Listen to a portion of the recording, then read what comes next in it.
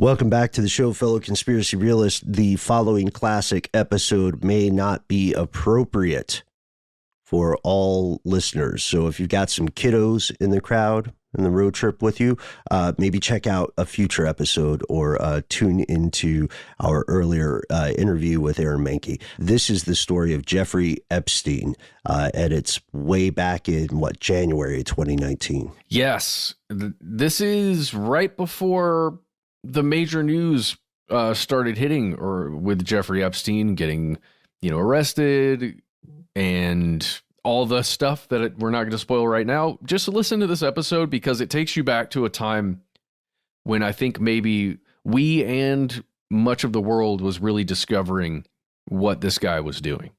Yeah. And again, at this time that we recorded it, one of our big questions was, why is this guy not arrested? Yeah. So you can get a snapshot here and tune in for our upcoming episode on the aftermath of the Epstein scandal. From UFOs to psychic powers and government conspiracies, history is riddled with unexplained events. You can turn back now or learn the stuff they don't want you to know.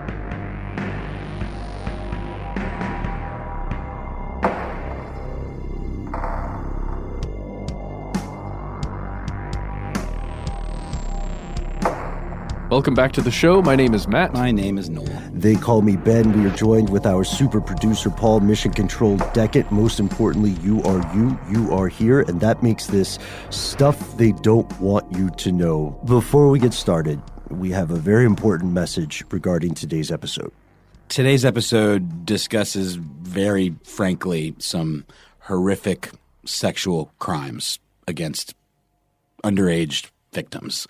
And it's quite disturbing, but I think it's an important discussion to have, and we try, as always, to be as respectful and thoughtful about it as possible.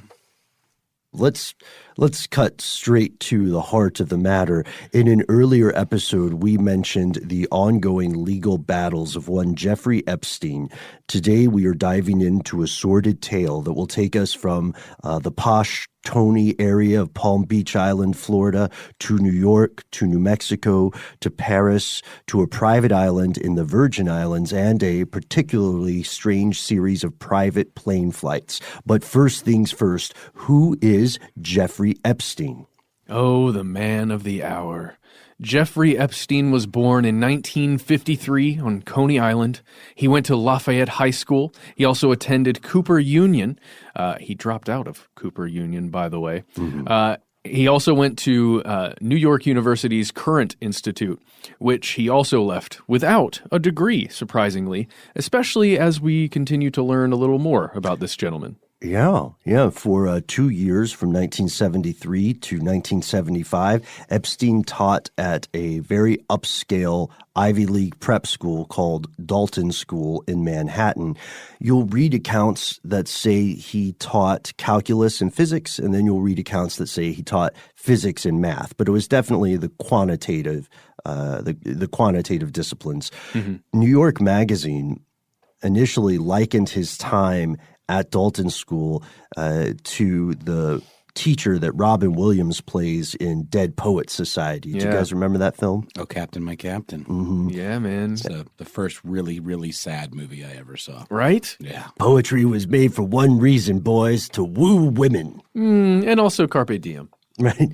So one parent of a student worked on Wall Street, and this guy was so inspired by Epstein's methods and the math rants that he was known for that he approached Jeffrey Epstein and said, essentially, "What the hell are you doing here, buddy?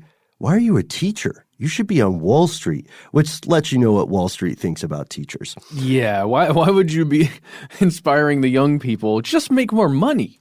And so this parent doubled down on this and said, "No, really, I'm serious, Jeff. Let me introduce you to my buddy Ace Greenberg. You've got to call him." Ace Greenberg is a senior partner at the time at Bear Stearns. Greenberg really dug Epstein because this guy Greenberg definitely played favorites. And one thing that he was known for was he had a certain type of young employee he liked or new hire. He didn't want people who were, just fattened off inherited money, or third-generation bankers. He wanted brilliant, poor people, and poor as anything beneath a millionaire to him, who were very, very hungry. And at the time, Epstein ticked all these boxes. So 1976, he says, all right, screw teaching. I'm going to work at Bear Stearns under Ace Greenberg. He started from the bottom, kind of the way Drake wants you to believe his career began. It's untrue. But in Epstein's case, it is. He started as a junior assistant to a floor trader at the American Stock Exchange. And it quickly became apparent that Jeff had a gift for this sort of work. So Epstein was, to be fair, either a complete genius or very, very close to that. He had a specialty which was in options, and that was at the time something that wasn't particularly well understood. And he amassed a group of clients, really, really quite wealthy clients, who thought that his ability to assess the tax implications on large portfolios and then to recommend kind of tax loopholes, I guess, advantages, you could say, for some of these transactions. Yeah, absolutely. At this level of finance, the way in which you move money and the order of operations can make a huge difference in, how much of a cut Uncle Sam gets or the state of New York or whatever. Mm-hmm. And it's really crazy that it only took him 4 years to go from assistant to a floor trader all the way up to a full partner. Yeah, he beat the game. He became a partner, and then what do you do after you beat a game? You stop playing. So he left the firm in 1981 and set up his own shop. This is really strange and sketchy, okay? So the premise behind his shop, J. Epstein and Co., is that he would manage the individual and family fortunes of clients with a minimum of $1 billion in their portfolio. Wow. Minimum. Jesus. Yeah, and according to the scuttlebutt about this guy, in 1982, he immediately began collecting clients, and he didn't go out and have some sort of TED Talk or some sort of Steve Jobs Big Apple reveal speech. People just started coming to him because they knew he was open for business. And he was also very controlling. He had these specific conditions. If you made $1 billion or more, you could talk, but you also had to accept this. He would not just offer investment advice. He was going to become your financial architect from soup to nuts, stem to stern, from investments to philanthropy to tax planning to security to assuaging the guilt and burdens that people felt because they had inherited wealth that they clearly did not earn. He said to one of his friends at the time, I want people to understand the power, the responsibility, and the burden of their money. He would take total control of the $1 billion. He would charge a flat fee, and he would also get power of attorney to do whatever he deemed necessary to advance his clients' financial goals. And he was really strict about all these conditions. And there's this whole thing where he really did stick to this whole, if you're a billionaire, we're cool. If you're not, get the hell out. I mean, as crazy as that sounds, like people would come to him with $700 million, put it on the table essentially and say, Jeff, I need your help, buddy. I've got $700 million and I need you to work this through for me. And he's like, no. Get out, basically. Not so kind. No, thank you. Basically, because they were just a little short of that $1 billion. Yeah, it's like I don't run a business for hobos. Yeah, man. And that's okay. So there's a quick pause here because that's a question I have. How many billionaires were there in 1981? We know there are more now. Partially due to inflation, partially due to rise of business in other countries. But were there that many billionaires in 1981? I don't know. I would think not. I would imagine it was a very, very rarefied field, right? There couldn't have been that many. I mean, that inherited wealth, there are at least several hundred families that have, That's true, because I was thinking of individuals, so it might be like a dynasty that collects all of their ill-gotten gains. Or happy-gotten gains. Sure. Some billionaires are really sweet and do nice things for the earth and for its inhabitants, right? Sure. Maybe. Maybe. Sure. I don't personally know everybody on the planet, so I want to be fair. Well, there's also probably some that, do it with great humility and just don't brag about it. Right. Yeah. I would hope. But then you give it to a Jeffrey Epstein who says, "I'll handle your money." And that's the smart thing to do. It just makes me think of that Balzac quote, "Behind every great fortune, there is a crime." I remember that. But yeah, you guys are absolutely right. There are clearly people who, if you're born into wealth and you don't have control over your circumstances, then of course there are people who want to do great acts to make the world a better place. Bill Gates took himself down several notches financially to help combat disease. That's a stand-up thing. I still hate Clippy, but fighting disease is a noble thing. When Josh and Chuck interviewed Bill Gates, I actually got to go with them and meet him in a hotel room, and Josh brought up Clippy, and apparently Bill Gates is still quite fond of Clippy. Oh, yeah. Wow. Bill Gates loves Clippy. He has like a relationship with it. He's the only one. So when I was a kid, I liked it, but it just slowed down the word processor.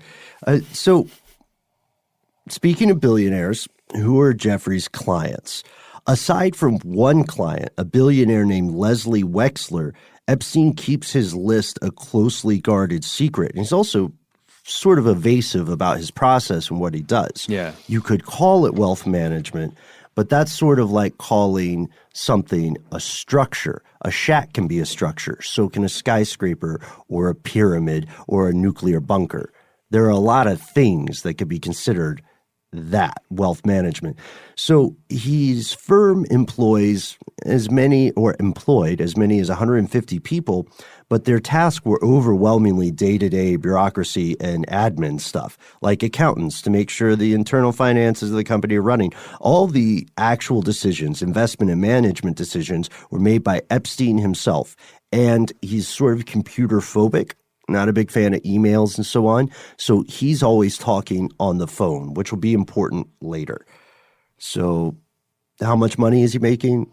Some estimates will say he is or was raking in around $75 million a year, but that's a guesstimate. And that's why in a lot of stories about the guy, and there weren't many until fairly recently, you'll hear him described as either a multimillionaire or a billionaire. People don't really know. Yeah, you have to imagine if he's bringing in even somewhere around $75 million a year with his acumen, his understanding of investment, he's probably, gotten well upwards of $1 billion, I'm assuming. Well, it's like the Putin question. How much money does Vladimir Putin have?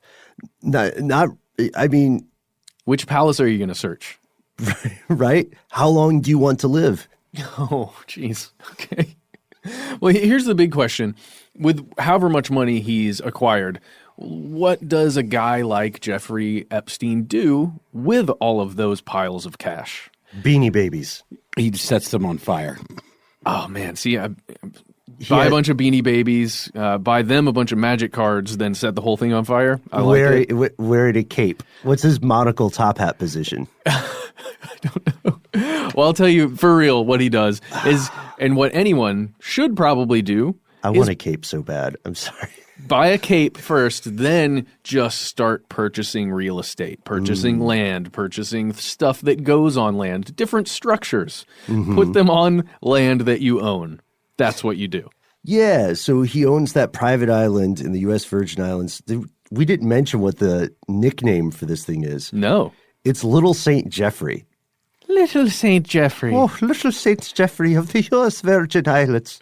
Yeah, but seriously, he owns an island. He owns an island. It's who was asking? Oh, Jonathan Strickland was asking me about this earlier, and it is, in fact, not shaped like a skull, which I know is a huge downer for everyone. Do you think he still has a lair, though? Yes. Oh, it's a lair. He does have a lair. He also has a Japanese bathhouse on this island. Yeah. We're going to learn more about that in just a little bit. But here's the other thing, Noel. He owns, on the island of Manhattan, what is considered the largest private residence. 9 stories tall. Yeah. He owns that and an island. It's insane. He also funds extensive legitimate scientific research through something humbly named the Jeffrey Epstein VI Foundation. And it's cool. It's genuinely cool. It's genuinely good. Since 2000, the foundation has given around $200 million per year to people like Stephen Hawking, Marvin Minsky, Eric Lander, George Church, Ben Goertzel, other like numerous Nobel laureates. Lawrence Krauss, man. Lawrence Krauss as well. And over the years, the foundation has brought a lot of these scientists together in these sort of brainstorming conference situations to get on the same page about fundamental topics like gravity, global threats to Earth, the evolution of language. So you can see some of the implications here. Usually when billionaires or philanthropists are saying, let's understand gravity, they're asking, how can we use it somehow, right? Yeah. Global threats to Earth. I mean, this all goes back to making smart investment choices too.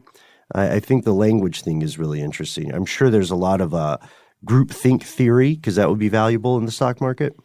So this is, in my opinion, one of those things that you do see every once in a while when a certain individual or a group acquires enough wealth that philanthropy is able to kick in at this point, at least to this level, where a new creation occurs that is helping, that truly is helping humanity in some way.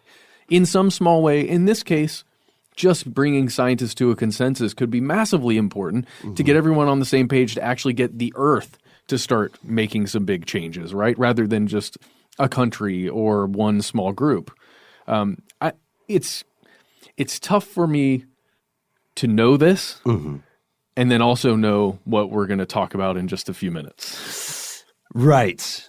Let's stick with the good stuff while we can. You can see the official about page for the Epstein Foundation when it talks about how it was funded in 2000, how it in 2003 established a program for evolutionary dynamics at Harvard University with a $35 million seed money gift.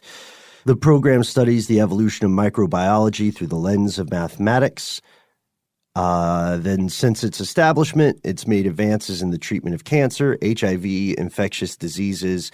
He's also, get this, well known for his work funding early education for youth in the Virgin Islands and other places, other areas of the world. So far, so good, right? Yeah, these are genuinely good things. Jeffrey Epstein, a self-made financial giant, isn't just killing it in the world of finance. A lot of finance guys define success by violent terms, crushing it, killing it, nailed it. So smashing it. Destroyed that meeting. Yeah, he did all of that stuff. He's also putting a significant amount of capital into globally important issues. Those motivations are clearly not entirely altruistic. You can make some money off that. Yet, while Epstein remained for many years an international man of intrigue and mystery, tantalizing bits of information about his private life gradually emerged, and that's when things got ugly. And we'll learn about those things right after a quick word from our sponsor.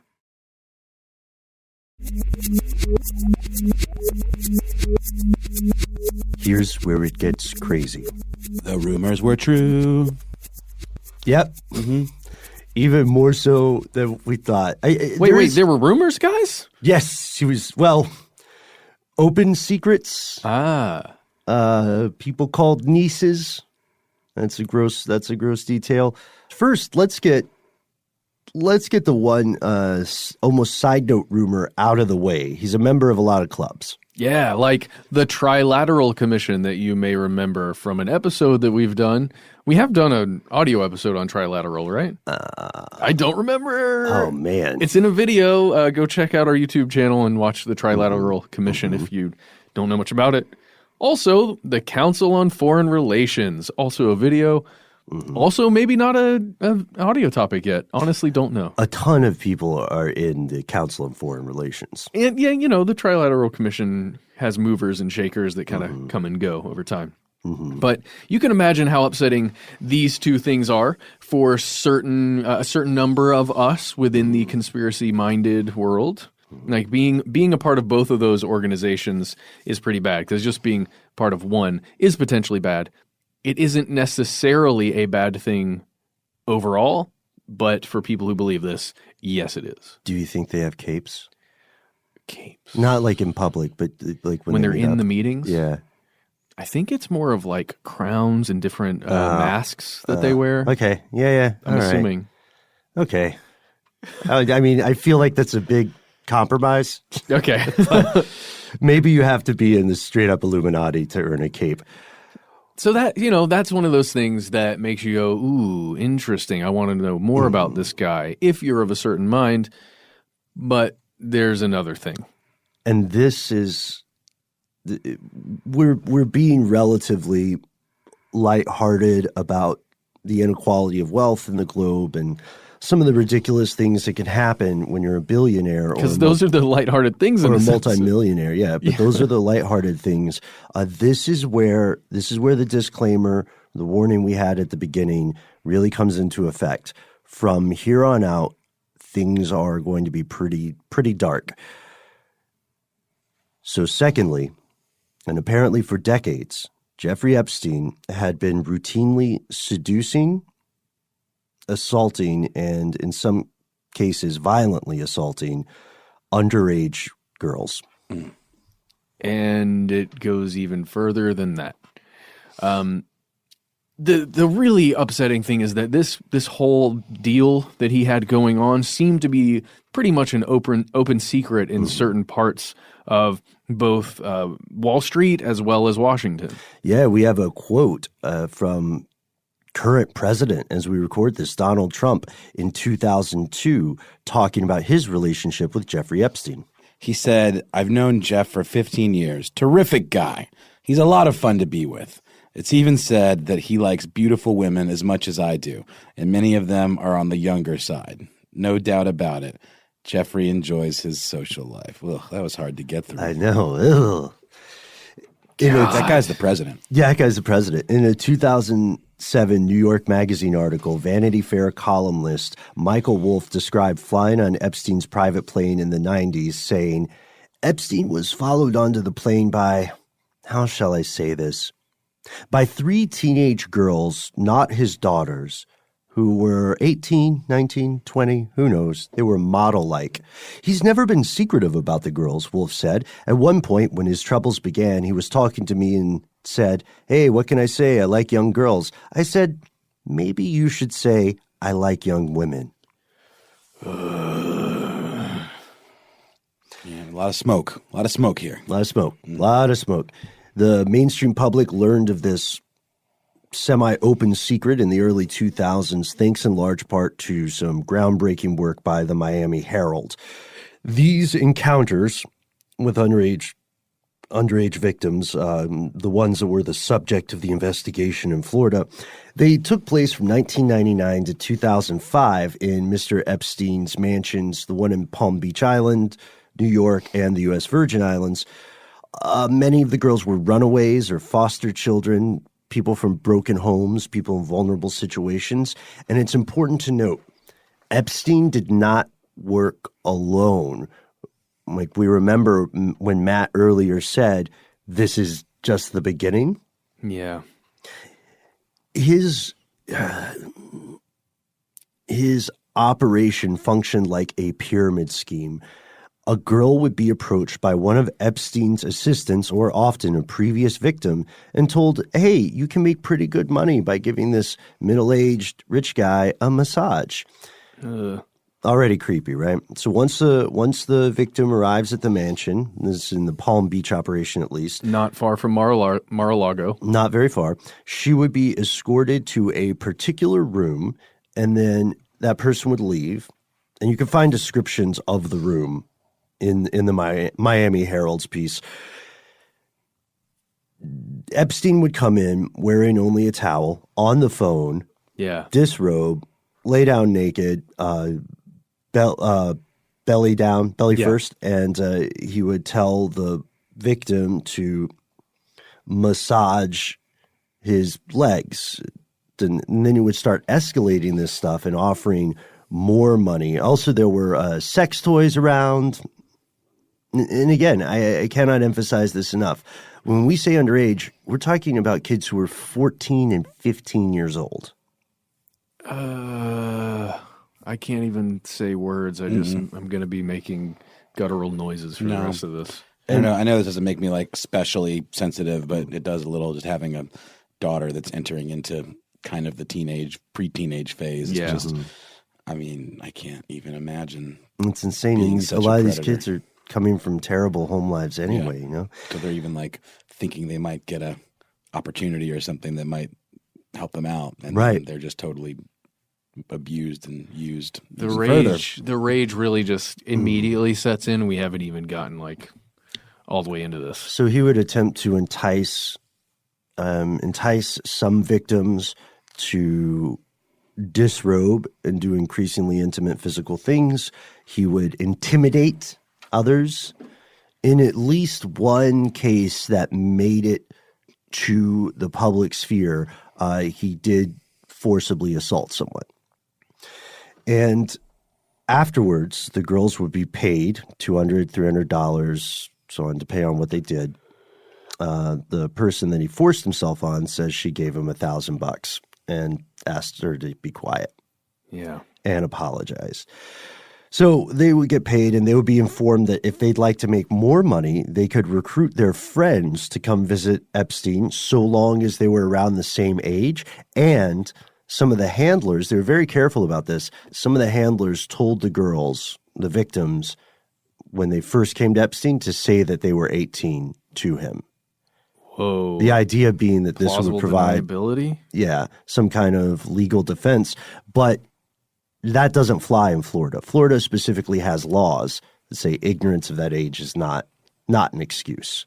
Jeez, man. You can already see, in my mind, I'm picturing something like Nexium that we covered not long ago. Mm-hmm. That kind of extremely wealthy person somehow, just with the enticement of money, and in Jeffrey's case, I guess in some way, not necessarily for the younger girls, but this aura of a wealthy man that knows what he's doing and is going to make more money, and like has this special place in Palm Beach, but then also knowing that perhaps he has an island, and then getting your friends, like everything just feels so disgusting and icky about this. And calculated. Yeah. That's the thing. It's very calculated. This is not an impulse decision. You know what I mean?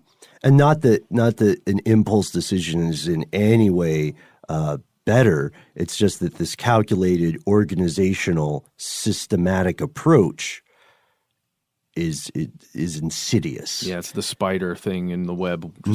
And so let's look at some of the characters that become involved in this ongoing story. First is Epstein's associates and staff. So one of his assistants was a person named Sarah Kellen, and Kellen was accused by lawyers in legal filings of bringing girls to Epstein's mansion to be abused. Yeah, according to the police files, there was this whole series of alleged victims that told investigators that they were led, like this is the person, Sarah Kellen led these girls to the massage room in the mansion where all of this other stuff with the disrobing occurred. And this was in the Palm Beach mansion. So, I mean, this literally is a conspiracy. There are other players involved that are being used as pieces in this like elaborate ploy. I mean, and it's so scary because who knows how much of a victim somebody like Sarah Kellen is of him, right? Early on in some other way. Like she's in his pocket in some way or something. Well, I mean, yeah, who knows? Psychologically trapped. Yeah. That's not just excusing her of what her actions and what she did, but still, like, we don't know the circumstances. How deep this guy's kind of tendrils go, you know? Absolutely. Terrifying. And speaking of that, there's another character, Nada Marcinkova. We first learn about her through statements of some alleged victims who one claimed to police that Epstein told her that he had purchased Nada from her parents in Eastern Europe when she was 15. They're described as Yugoslavian or Slovakian. Another victim alleged that she was forced to have sex with Nada Marcinkova and then watch her have sexual interactions with Epstein. According to the Miami Herald, sometimes Jeffrey would instruct a young woman he described as his, quote, Yugoslavian sex slave, Nadia Marcinkova, who was over 18, to join in. And he took photographs, and he displayed these photographs around the house. The guys, there's a phrase, Noel, that you and your roommate used that I think applies here. The guy's proclivities were wide rife throughout his house. This was not a secret. There's also Ghislaine Maxwell, a socialite and heiress who was occasionally referred to as Epstein's madam and was asked to turn over records. And then there's Alan Dershowitz. Alan freaking Dershowitz plays into this. Like an enormously prestigious lawyer. He worked with Epstein on the business side. Dershowitz told an outfit called Axios that Epstein had lent his family the Palm Beach, Florida house, and that he received a therapeutic massage with an old Russian there, but that he'd had no idea anything improper had even taken place in that house. In 2018, he said that Epstein, after this stuff became public, he said, Epstein's called me a couple times about legal issues because I'm still technically his lawyer, but I haven't had any social or any other kind of contact with him, but you never stop being someone's lawyer. And then there's a guy we got to mention, just casually. He'll come back.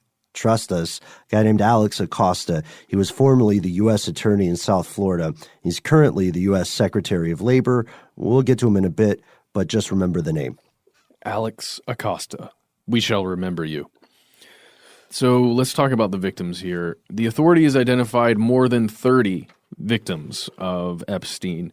And then if you look at the Miami Herald, in their latest report, they identified 80 victims, and they located 60 and spoke to 4 of them officially on the record. So again, trying to track down all of these people who are alleged victims, and you can only get a certain percentage of those people to even talk, because this kind of thing it's so insidious. Even being able to speak about something like this, especially on the record, is difficult. Mm-hmm. So let's go through a few of these. The first one is Virginia Giuffre, Giuffre. She claimed in court papers that she was recruited into this, whatever you want to call, child sex ring that this billionaire was running when she was only 15 years old. She was working as a towel girl at Mar-a-Lago. Oh, boy. And that's how she got wrapped up in it. And she also claims that Dershowitz, as well as Prince Andrew, participated in her sexual abuse. What is a towel girl? A towel girl, I'm assuming at Mar-a-Lago, because there's a vast outdoor area at Mar-a-Lago with a pool and everything like that, as well as there are or what do you call them? All of the other things you'd find at a spa, bathhouse kind of thing. I can only imagine that a towel girl handles the towels. They bring towels. It's like a caddy, but with towels instead of clubs. I see. And in this case, she's 15, which is 15 and 16 is a very common age for these private clubs to hire. When I was 15, when I was 15, I started working at one of these places. Not as a towel girl. I was a pool boy. Right. So, I mean... And that's a great summer job for kids. Yeah, it is. You know what I mean? You make a little scratch, you can save up for Nintendo Switch or whatever. Especially out in that area, some of these private clubs provide some of the best money for your work. Oh, I bet. And then there's Courtney Wild, who was a victim beginning at the age of 14. Wild says, by the time I was 16, I had probably brought him 70 to 80 girls who were all 14 and 15 years old. He was involved in my life for years. And can we just not skip over the fact that this one person, Virginia, claimed that both Dershowitz, the lawyer, and Prince Andrew royalty were involved? How intense is that? And especially occurring at Mar-a-Lago, where all of these highly important people are just kind of coming through whenever. And now we have somebody who's claiming to have brought him 70 to 80 girls? I'm sorry, we just had to pause for a moment, and now let's continue with the disgustingness. So there's Jenna Lisa Jones, who said that she was also she was also assaulted by Epstein when she was 14, and she has a chilling and haunting quote here. I was somewhat divided over whether we should read it. aloud, but here it is. You can't ever stop your thoughts. A word can trigger something. For me, it is the word pure, because he called me pure in that room, and then I remember what he did to me in that room. Just, I don't know, gets to me. And there's Haley Robinson. Virginia Robinson was working at Mar-a-Lago when she was recruited to be a masseuse to Palm Beach hedge fund manager Jeffrey Epstein. There are tons of Jane Does. Yeah. We don't know how many there are. We know what the Herald found, right? The Herald says they found 80. They located 60. And they only talked to 4. Talked to officially. 8, but only 4 would go on the record with their names. And you can understand that, too, because a lot of these people have been quashed by settlements and non-disclosure agreements. A settlement with a NDA or non-disclosure agreement means that if someone alleges a crime and you want to keep it out of court, regardless of what it is, you can have a legal team drop a contract that says, without admitting guilt, here's X amount of dollars, and in return, you can't talk about it. You agree to never talk about this. The problem is that a lot of those things, as we see, don't really hold up in court if you're asking someone not to confess a crime. You know what I mean? Yeah. Ugh. So those are victims. Those are collaborators, or as you said, Noel, conspirators. But there are some people fighting the good fight on this side as well. So there were several investigators involved in the case. We have Joseph Recarey, who is the lead detective for the case. And in his first interview, he said the evidence the department collected to support the girls' stories was overwhelming. It included all kinds of stuff, all kinds of damning evidence. Phone call records, copies of written phone messages from the girls found in Epstein's trash, and Epstein's flight logs that showed his private plane in Palm Beach on the days the girls were scheduled to give massages. Pretty damning stuff. Yeah, the police report also showed how eerily consistent the girls' stories were, just down to the T, right down to their detailed descriptions of Epstein's genitalia. And then there's Michael Reiter, who is the former chief of police in Palm Beach. He was the chief during this investigation, and he said detectives were astonished by the sheer volume of victims coming and going from the house, the frequency, sometimes several in the same day, and the universally young ages of these girls. Michael Reiter says it started out to give a man a back rub, but in many cases turned to something far worse than that, elevated to a serious crime, in some cases sexual batteries. And then there's another good, I mean, this is almost true detective level. You know what I mean? Yeah. As far as the web that is unearthed here. There's the attorney for the victims, a guy named Brad Edwards. He's representing several of the young women who were abused as minors by Epstein.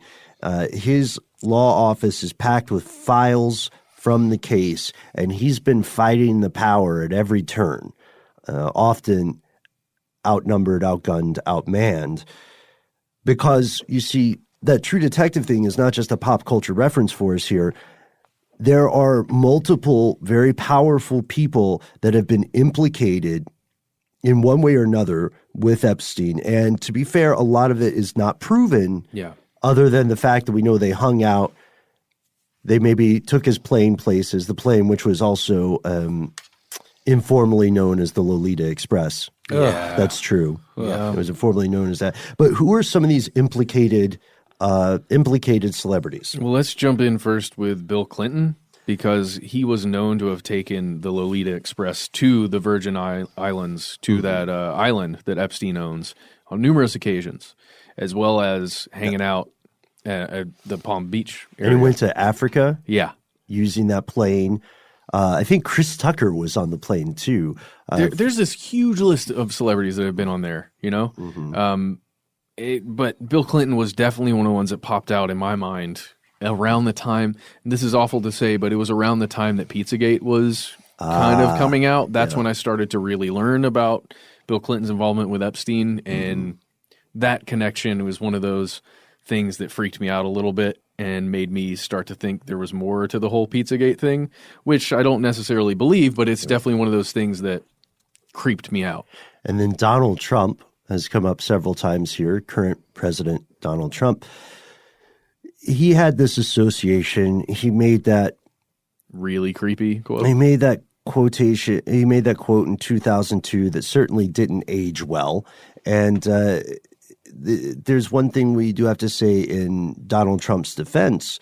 When Trump learned that Epstein may have been romantically entertaining or attempting to recruit underage girls at Mar-a-Lago, or bringing these young women with him, these young girls, these children with him, and calling them his nieces, which is so creepy, Donald Trump said, okay, look, this can't happen here. You got to go. So Trump asked him to leave. Trump kicked him out.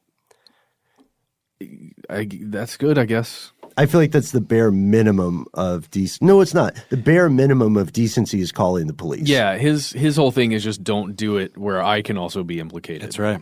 You think that was what it was? I mean, in my opinion. Oh, yeah. Oh, wow. I don't know. I mean, I don't want to throw around implications like that. It sure feels like it based on what we know about. Yeah. The act of kicking someone out or not allowing someone to do something illegal in your place of business, but not alerting the authorities that someone is doing something illegal in your place of business. No, that's very damning. Yeah. I see what you're saying. Yeah, that makes sense. And then we mentioned Prince Andrew, the Prince Andrew. The allegations that Epstein forced his teenage victims to become physically involved with Prince Andrew on 3 separate occasions. And the UK press is having a field day with like tabloids like The Sun or whatever. Well, it's blowing up right now. Well, a lot of also a lot of royalty are untouchable. Yeah. You know what I mean? When is the next time? When's the last time a royal family member went to jail? Prince Charles spent a lot of time in the old slammer.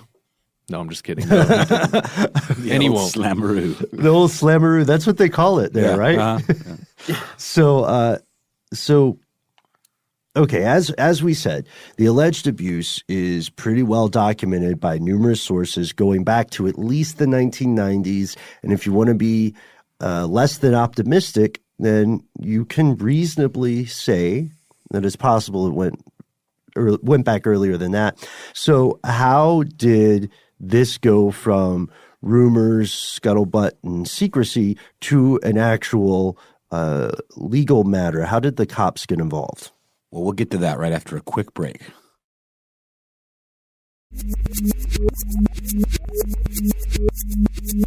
So let's start in March of 2005 when a woman called the police in Palm Beach, and after first refusing to give her name, she said that she believed her 14-year-old stepdaughter had in some way been molested by a wealthy man, just a wealthy man.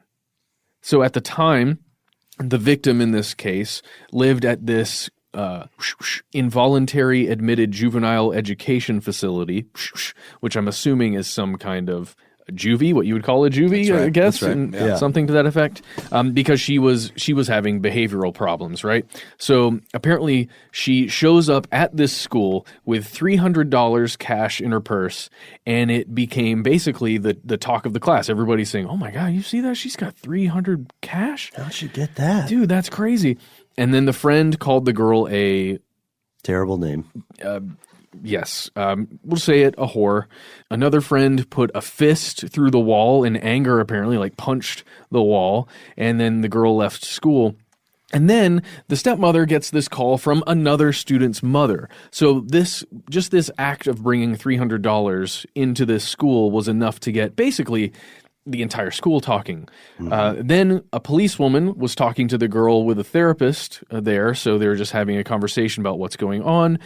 That's when this victim, she begins crying and breaking down, and she dug her finger into her thigh, and she just began telling this entire story about how she was taken to this big house on the Atlantic, on the Intracoastal Waterway, which is where Epstein's mansion was located. She remembers climbing this spiral staircase to the master bedroom where this woman, a blonde woman who, she's probably in her 20s, 25 or something. And is likely Sarah Kellen. Yes, exactly. Probably Sarah Kellen. She wasn't very friendly. She laid out sheets as she put lotions on a massage table, and then she leaves. That's when Jeffrey Epstein comes in. This is the story, this similar story that we've already talked about. He's naked except for a towel. He sternly orders the girl to take off her clothes, and then the rest of the details are pretty much what you've heard before and stuff that I honestly don't want to say here. But the police at this point were very much convinced that this was at least worth looking into. And then this girl says that she had been brought there by two other girls. Police spoke to those two girls, and those two girls pointed to two more girls who had also been there and also recruited them. By the time detectives tracked down one victim, there were two or three more to find, and very, very soon there were dozens. So, also in 2005, the Palm Beach PD obtains a search warrant, and they visit Epstein's mansion. They cart off massage tables, photos of naked girls, soaps shaped like genitalia. Epstein sent an urgent message to the detectives through his attorney. It said the shadiest thing. Mr. Epstein this is laughable. I'm sorry. Mr. Epstein is very passionate about massages. The massages are therapeutic and spiritually sound for him. That is why he has had many massages. I mean, really? I'm sorry I'm laughing. It's just, come on. It's laughable. It's like it's such a bad attempt at an excuse that it sounds like it was poorly translated from a different language. Yeah. Well, the craziest thing here is that if you're a wealthy individual and you really are passionate about massages, it makes sense that you have massage therapy equipment in your home. You can afford that. Sure. Even rooms dedicated just to getting therapeutic massages. Yeah. And you can also hire a masseuse. A professional masseuse, which he did have. He paid her $100 an hour. There you go. So he had a professional masseuse. There are your massages that you're passionate about. Enjoy them. So we should also note that computers and hardware were missing in the mansion. In 2005 when the Palm Beach investigators? Wow. Been taken out pretty quickly. So that's 2005. They're fighting this in court. As we said earlier, the head detective on the case is like, we have this. This is 5 by 5. This is buttoned up. This is game over. You know what I mean? Yeah. But then quickly what he sees is that there's a network of things, institutions and people stymieing the investigation. And this is where our previous cast member Acosta makes a return. Good old Alex Acosta. Mm-hmm. Remember we said he was a state attorney there for Florida. He started meeting with Epstein's team, who had such legal luminaries as Alan Dershowitz, Kenneth Starr from the Clinton investigation. These guys are, in terms of their legal reputation, these are very, very influential and prominent lawyers and legal minds. So Acosta and his team eventually, in 2008, they strike a secret deal with Epstein to shield him from federal investigation and prosecution. The victims were not made aware of this agreement. It was called a, quote, non-prosecution deal.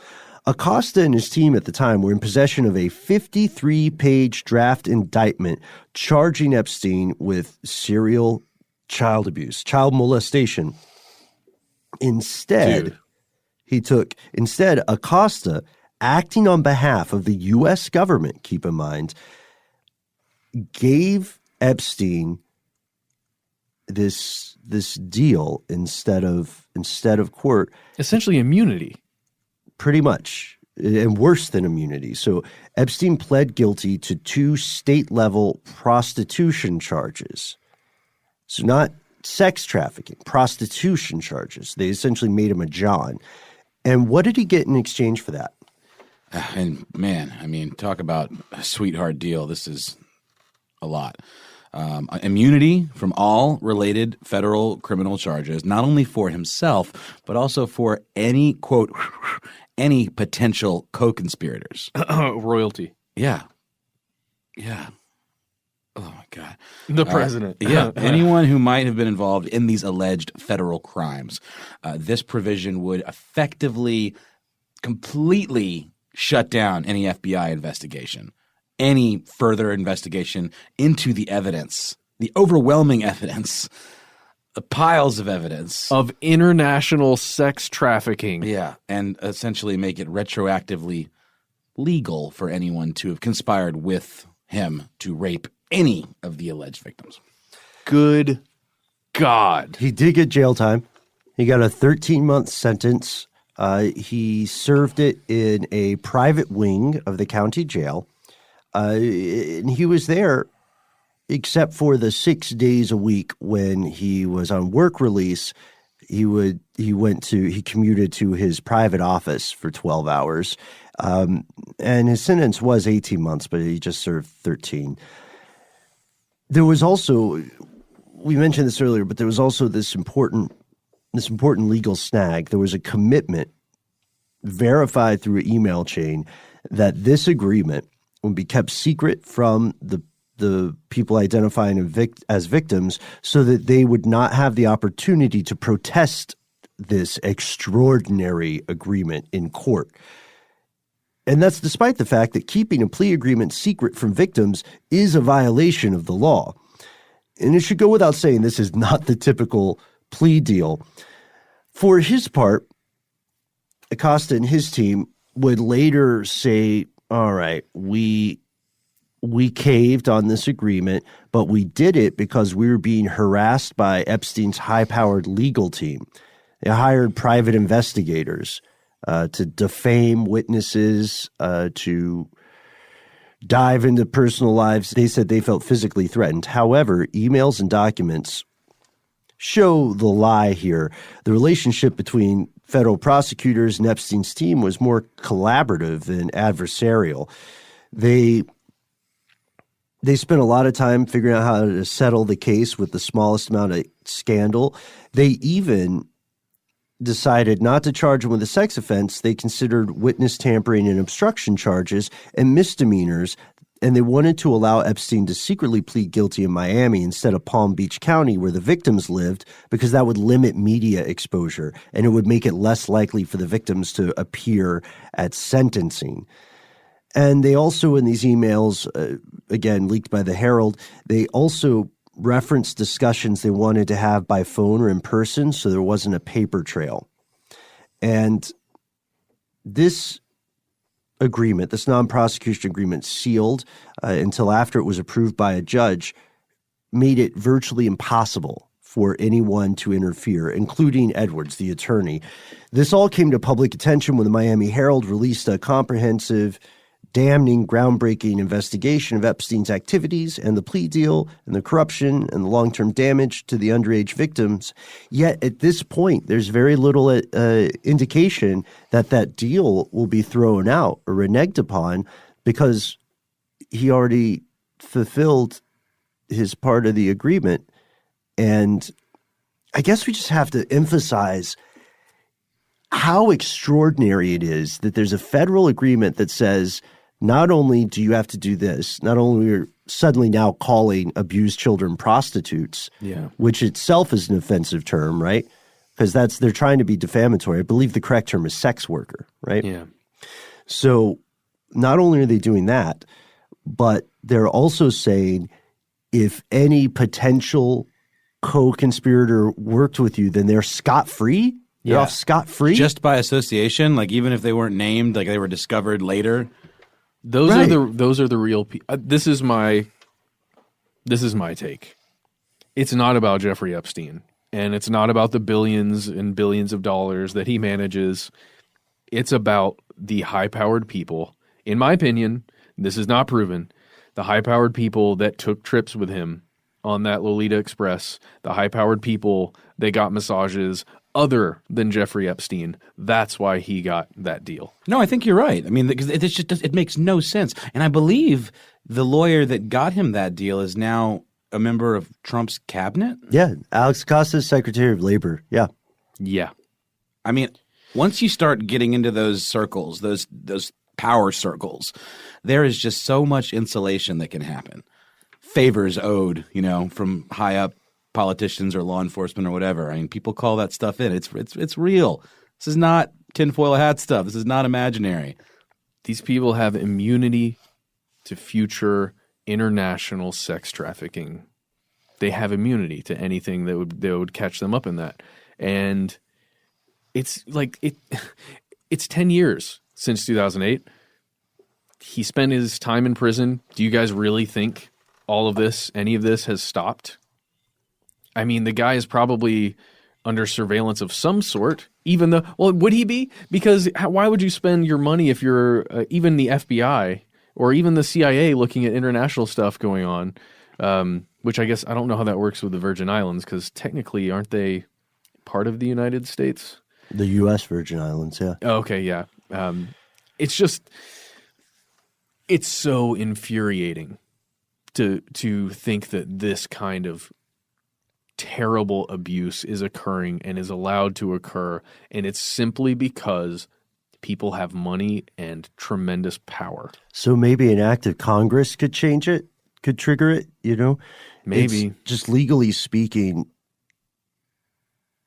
it's tough to get this. I mean, the DOJ is in this,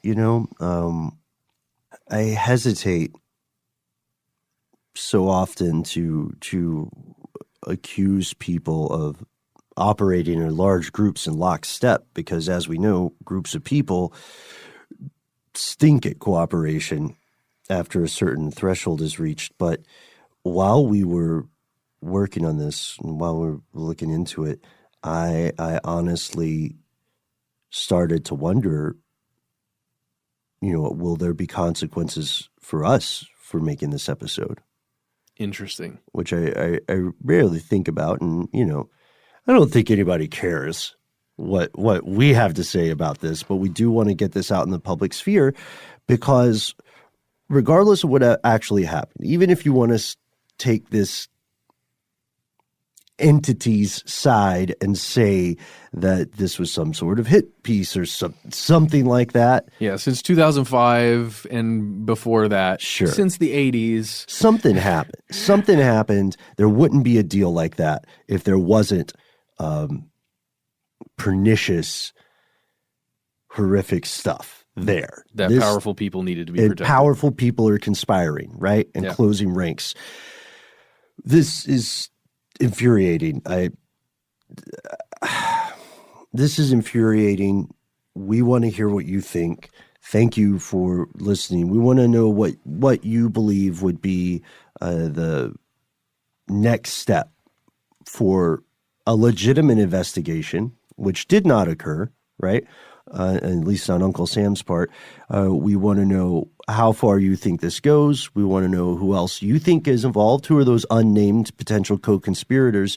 And most importantly, want you to know that, as we say in any episode that deals with the horror of abuse, that if you have found yourself in that situation, or if you know someone that is in a situation like that, you are not alone. You are not powerless. There are people who are there to help and support you. You can call 1-800-656-4673. That's 1-800-656-HOPE, and contact people at the National Sexual Assault Telephone Hotline. I don't know what else to say here. Thank you, Ben, for that. If you want to learn more, literally just do some Google searches. The Guardian is a good place to start. Like we said, New York Mag, Miami Herald. There are a bunch of places where if you want to continue to follow this story, you can. And I will say there's some hope here, because we're obviously in a time where powerful men are getting taken to task more so than we've seen in the past, certainly. But it still feels like once you get when you're at a certain level, it's very hard. You know what I mean? It's very hard to actually make people answer for their crimes, even if it's all laid out on the table like this, which is the most gut-wrenching part of this story, that it's like there's no doubt in anyone's mind that this stuff happened. And like you said, Matt, when, back in circulation, aside from maybe keeping his nose clean to appease his handlers for a little while, this is a man that has a mission. He's driven to behave this way. And the fact that he's allowed to be out it just makes me sick. All right, so what do you think? Write to us. Find us on social media. We're Conspiracy Stuff in most places, Conspiracy Stuff Show on Instagram. Join us on Facebook on our group. Here's Where It Gets Crazy. If you want to get into a discussion about this, it'll be a difficult one for our mods. Sorry, everyone, but let's just, let's try and have a conversation about this